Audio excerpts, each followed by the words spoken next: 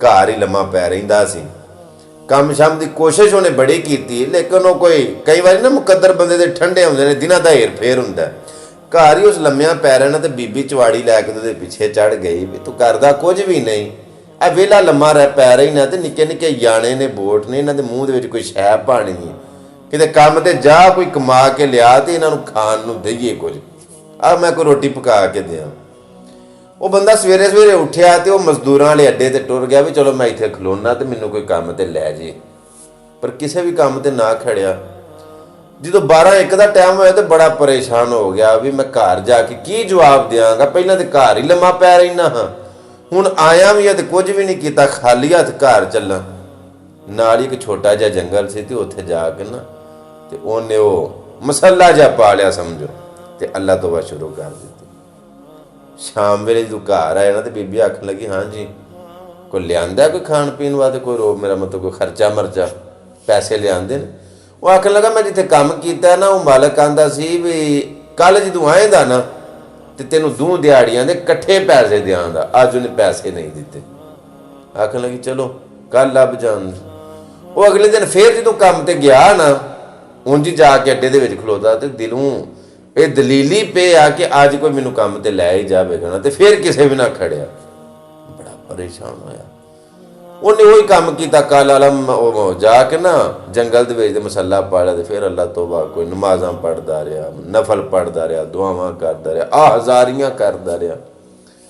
शामी आया ना तो बेगम आखन लगी कोई पैसे लियादे नहीं या बच्चे भुखे मर चले ने, तो आखन लगा भी मालिक ने तरला किया बई मैं ना कोई सबब नहीं बनया तो कल तेनों 3 दिहाड़ियां दे कट्ठे पैसे देंगा, तो अंदरों मर मर जावे भी जे कल भी ना कोई सबब बनया तो फिर की जवाब देंगा।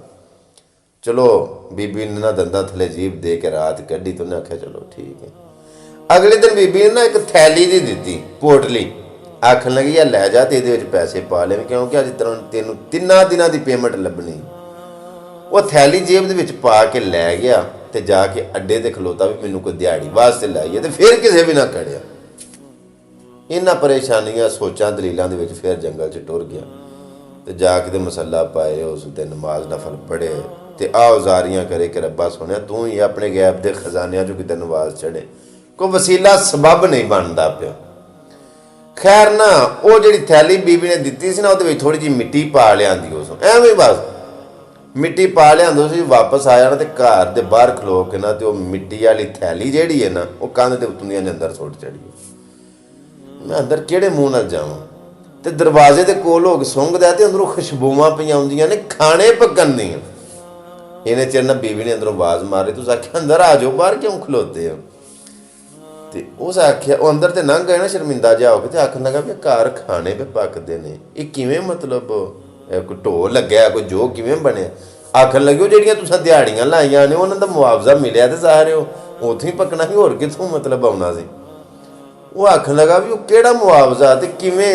वो बीबी ने दस्सिया भी एक घोड़े ते सवार आया सी चिट्टियां कपड़ियां वाला, बड़ी सोहनी बजुर्गां दी चिट्टी दाड़ी सी, ते उन्हां ने मैनूं ना कोई दिरम दिनारियां अशरफियां जो कुछ भी उन्हें दिता, तो उन्हें आख्या भी जे मेहनत होर करदा तो इनू होर देंदे, ए जिहड़ी उन्हें मेहनत की है वह मुआवजा। तो असां वो तो मतलब है लैके समान समून तो हाँ पकाया। वोदियां अखां च अथरू आ गए, परेशान जिहा हो गया, तो रब का शुक्र अदा करके आखन लगा मौला तू ही परदे पाने वाला ते लंघ रखने वाला।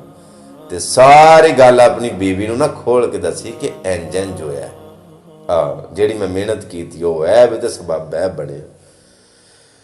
वो बीवी भी बड़ी खुश भी हुई तो परेशान भी हुई कि वेखो वाह भाई वाह मौला तेरे ते तवक्कल किया उस बंदे ने मेरे ने, ते तू अपनी रहमतां दे नाल नवाजिया। तो आखन लगी कि चलो जी हुण तुसां मिट्टी जी पोटली दे विच पाई है थैली दे विच, हुण उस थैली ते साफ कर लै। जो थैली साफ करन लगी ना तो मिट्टी सारी सोना बनी। वाह भाई वाह। वो गल फिर जी मैं अगे शेर सुनाया कि जे वेखा मैं अपने अमलों वालों ते कुछ नहीं मेरे पल्ले मौला, जे वेखा मैं रहमत तेरी ते फिर बल्ले बल्ले बल्ले।